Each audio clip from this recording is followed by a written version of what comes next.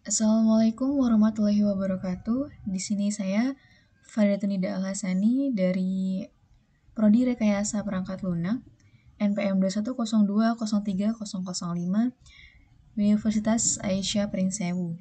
Nah, di sini saya akan mempresentasikan mengenai sistem operasi untuk memenuhi tugas dari mata kuliah Sistem Operasi dengan dosen pengampu Bapak Agustinus Eko Setiawan, Eskom Mkom. Nah, sebelum kita membahas lebih lanjut mengenai sistem operasi, sebenarnya kita mengetahui dulu apa sih itu sistem operasi. Nah, jadi definisi umum dari sistem operasi adalah sebuah perangkat lunak sistem yang mampu mengelola sumber daya atau resource dari software dan hardware agar dapat berjalan dengan baik serta memudahkan proses interaksi dengan pengguna atau user bandware. Nah, selanjutnya kita akan membahas sedikit mengenai sejarah sistem operasi. Pada generasi pertama, tahun 1945 sampai 1955, nah pada generasi ini merupakan awal terciptanya sebuah perangkat komputasi elektronik yang mampu menggantikan peran sistem komputasi mekanik. Nah, hal tersebut disebabkan kecepatan manusia dalam menghitung dan mengingat informasi sangat terbatas, sehingga sering melakukan kesalahan. Nah, oleh karena itu, di dalam generasi ini terbentuklah sebuah sistem komputer yang diberikan perintah atau instruksi untuk dapat mengerjakan secara langsung setiap tugas yang diberikan secara cepat dan tepat. Nah, pada generasi kedua, pada tahun 1955 sampai 1965, pada generasi kedua ini memperkenalkan sebuah gagasan baru yang diberi nama Batch Processing System, yaitu pekerjaan yang dilaksanakan secara real-time dalam satu rangkaian yang saling berurutan. Nah, pada generasi ini belum menggunakan sistem operasi khusus, namun masih menggunakan fungsi dari operating system yang dinamakan IBSCS dan FMS. Nah, pada generasi ketiga, tahun 1965 sampai 1980, generasi yang selanjutnya masuk pada perkembangan yang sudah cukup advance. Jadi di mana sistem operasi digunakan untuk kebutuhan banyak pengguna sekaligus dengan melakukan komunikasi secara online, sehingga sangat mendukung proses multi-user dan multi-programming, atau banyak program sekaligus. Nah, pada generasi keempat tahun 1980 sampai sekarang, pada generasi keempat ini, fitur dan fungsionalitas yang disuguhkan oleh sistem operasi jauh lebih kompleks dari era yang sebelumnya, yang mana graphical user interface menjadi keunggulan utama untuk memberikan pengalaman yang lebih baik dengan proses interaksi yang berjalan lebih mudah. Oke, next selanjutnya yaitu fungsi-fungsi dari sistem operasi itu sendiri. Yang pertama yaitu menjalankan operasi dasar. Jadi sistem operasi ini memiliki fungsi utama menjalankan operasi atau pemrograman dasar pada komputer. OS atau sistem operasi ini sebagai dasar bagi perangkat lunak lain untuk beroperasi.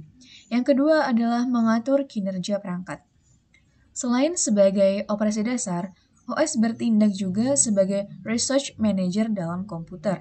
Tujuannya yaitu mengontrol fungsi dari hardware seperti memory card, hard disk, CPU, dan perangkat keras penunjang lainnya. Bahkan OS juga ini diatur menjadi starter penghubung aplikasi lain dengan hardware. Yang ketiga yaitu menyimpan program atau aplikasi. Nah, ada beragam aplikasi dalam komputer, bukan hanya tersimpan dalam ruang penyimpanan, melainkan berada di dalam sistem operasi. Jadi secara tidak langsung, aplikasi tersebut melekat pada OS dan hanya bisa dijalankan jika OS beroperasi. Yang keempat adalah menampilkan visualisasi laman. Jadi tampilan laman pada layar komputer atau smartphone rupanya berasal dari pengolah sistem operasi. Nah, OS dengan cerdas akan mengolah bahasa pemrograman dari CPU kemudian ditampilkan dalam bentuk grafis, teks, video, audio sesuai dengan yang ada pada laman tersebut. Nah, yang terakhir yaitu mengamankan program.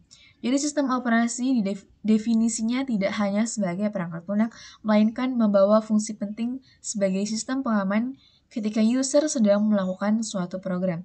Nah, hal ini sangat dibutuhkan untuk mencegah malware dan kejahatan siber lainnya. Oke, selanjutnya kita membahas mengenai komponen utama dalam sistem operasi. Nah, yang pertama di sini ada kernel. Apa itu kernel? Nah, kernel ini merupakan jembatan antara aplikasi dan pengolahan data yang sebenarnya dilakukan pada bagian hardware. Nah, dengan adanya kernel ini, aplikasi dalam sistem operasi dapat mengakses hardware secara aman. Nah, yang kedua ada sel. Sel itu adalah program penterjemah perintah yang menjembatani user dengan sistem operasi. Nah, dalam hal ini, kernel atau inti sistem operasi, umumnya sel menyediakan prompt sebagai user interface, tempat di mana user mengetikkan perintah-perintah yang diinginkan baik berupa perintah internal shell atau internal command atau perintah eksekusi suatu file program atau external command. Nah, yang ketiga di sini ada program utility. Program utility ini adalah sejenis perangkat lunak sistem yang memungkinkan pengguna melakukan pekerjaan-pekerjaan pemeliharaan.